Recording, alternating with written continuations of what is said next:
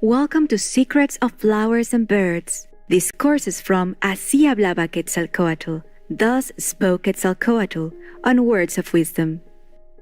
Así Hablaba Quetzalcóatl.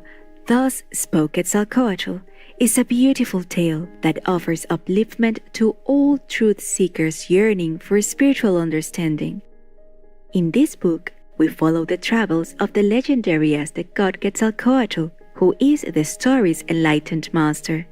In his offering of discourses to earnest seekers, we see that Quetzalcóatl highlights the importance of the inward journey. Transcending both time and space, this journey connects us with the inner heavenly light and music. Thus, the words from Así Hablaba Quetzalcóatl illuminate one's spiritual endeavors with profound truth. It is an honor to present some selections from Así Hablaba Quetzalcóatl, Thus Spoke Quetzalcóatl, with inspiring insights into the enlightening wisdom of the venerated master through the world around us and how we can apply these to our daily lives. Among Wind's Hairs. A cempasúchil flower was saying to a rose, "Sister, tell me, what do you feel as a rose when the hand of wind touches you and caresses your petals?" And the rose answered her, "I feel the fruits of all my efforts, ever since I was only a hope, and the anxiety of being beautiful was only sleeping within me." And the rose, seeing the cempasúchil, said, "And you, what do you feel?" Smiling, it whispered, "I feel nothing. I give only my breath in order to blend with the wind's hair, to perfume all the corners of its head." One afternoon, a hand of wind came and violently shook the garden, stripping the rose and the cempasúchil.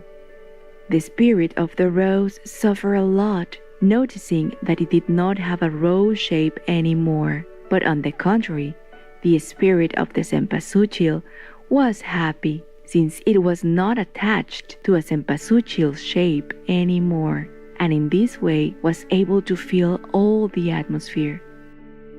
In the purity of giving lays the purity of receiving.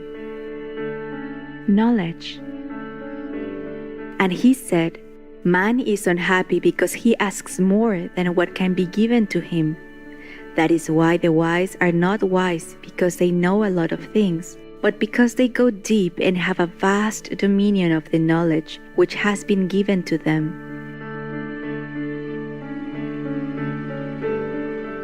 What would we say of a mango tree that wants to bear breadfruit? And what of a willow that would wish to have the shape of a prickly pear? We would only call them ignorant because, leaving aside what they can give, they want to give something that they are unable to give. Certainly you can give only what you have. If you know yourself, then you will know, what is it that I have to offer? Living like birds. The market of Tula takes place every few days, and it expands beyond the square, being many the people who come from the Mezquital Valley and even from faraway places.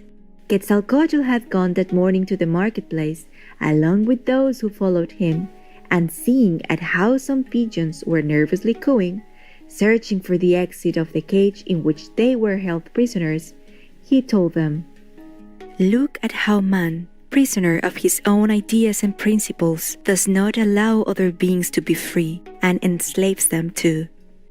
What blame do the birds of the sky have, or the fish, or the animals that inhabit the earth for not having man as a king, but as a tyrant? We could buy these pigeons' freedom, but how could we buy the freedom of a greedy merchant? Isn't it true that we would increase his greed even more? How many are there who do not feed nor eat, and how many do it during the night, so they will not see their abundance?" And one of his brothers told him, "Quetzal, how is it possible that we take what belongs to everyone and sell it? Even though heaven allows men to do it, indeed I tell you that he who sells ends up being sold, and he who buys ends up selling.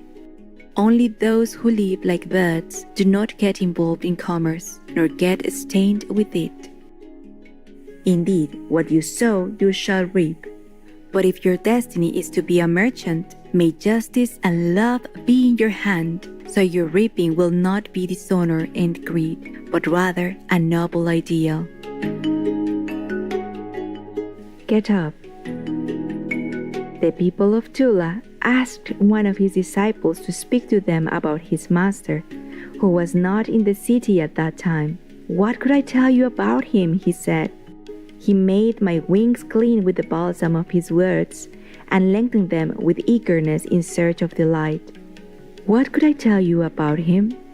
When everything was darkness, dreaming and darkness in my soul, he came and put his hand on my head, and my heart opened up like a ripe fruit, and my eyes opened up to a new world.